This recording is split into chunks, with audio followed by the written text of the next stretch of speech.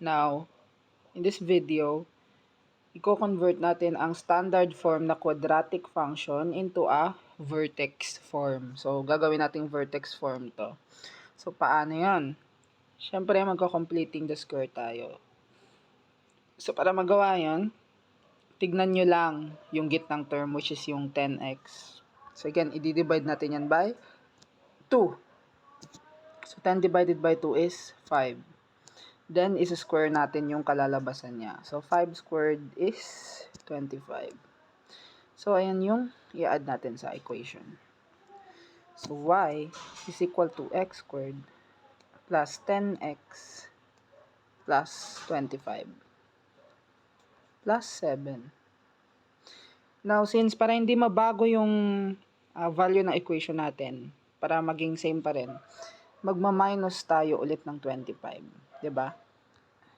As you can see, walang changes na mangyari doon. Kasi kung nag-add tayo ng 25 at nag-minus tayo ng 25, 0 pa rin yung kalalabasan nun. Pero in this case, ifa-factor natin tong perfect square trinomial na to. So, that would be, ano yung dalawang number na pag times mo equal sa 25, then pag pinag-add mo equal sa 10. So, pwedeng positive 5 and positive 5.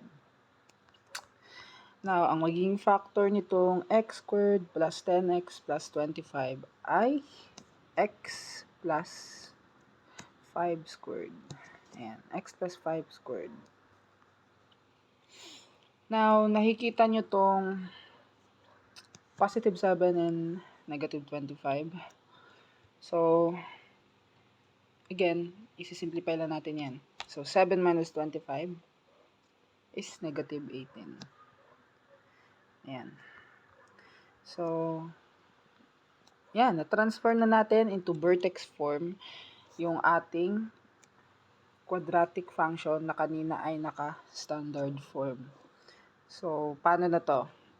So, para malaman natin yung vertex form,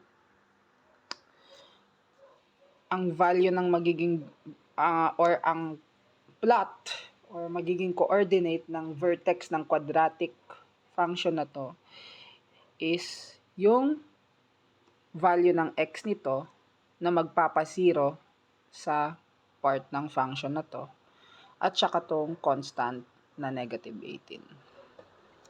So, what do you think is the value of x na magpapa-0 sa x plus 5? So, that would be negative 5.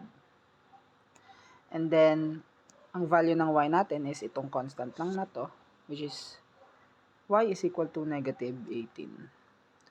So, ang coordinates ng ating vertex ng quadratic function na to ay negative 5 and negative 18. So, yeah. Dito naman tayo sa example number 2. Again, ganun lang din gagawin natin. I-convert lang natin to into vertex form at aalaman natin yung coordinates ng vertex ng quadratic function na to. So, paano ulit yan? Again, tignan mo lang yung gitnang term, which is 6. Tapos, i-divide mo sa 2. So, magiging 3 ang sagot. Now, isa-squared mo yung kalalabasan. So, 3 squared is equal to 9.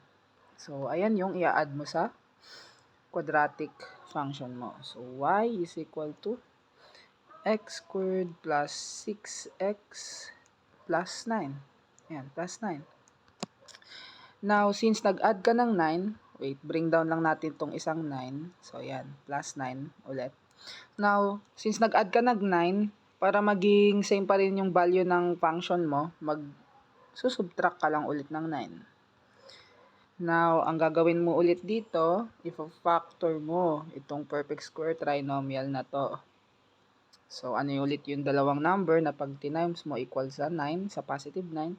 Tapos, pinag-add mo equal sa 6, sa positive 6. So, pwedeng positive 3 at saka positive 3. Kasi 3 times 3 is 9. 3 plus 3 is 6, diba? So, ang maging factored form mo niyan ay x plus 3, x plus 3. Or, simply, x plus 3 squared na lang since parehas lang naman yun. x plus 3 squared. Kinondense ko lang yung dalawang quantity x plus 3. So, since na-factor na natin tong part na to, dito naman tayo sa positive 9 minus 9. So, 9 minus 9 is 0. So, wala ka nang i-add dyan. Meaning, ito na yung magiging vertex form mo. So, from standard form, naging vertex na siya. Vertex form. So, para malaman natin yung, coordinates ng vertex, tignan mo lang yung value ng x na to, na magpapasiro sa part ng function na to. So, ano yan? So, negative 3, diba? Kasi negative 3 plus 3 is 0. So, negative 3. As you can see, wala naman ng constant dito. So, ang y natin ay magiging 0 na. So, ang value ng, or ang coordinates ng vertex natin ay negative 3 at 0.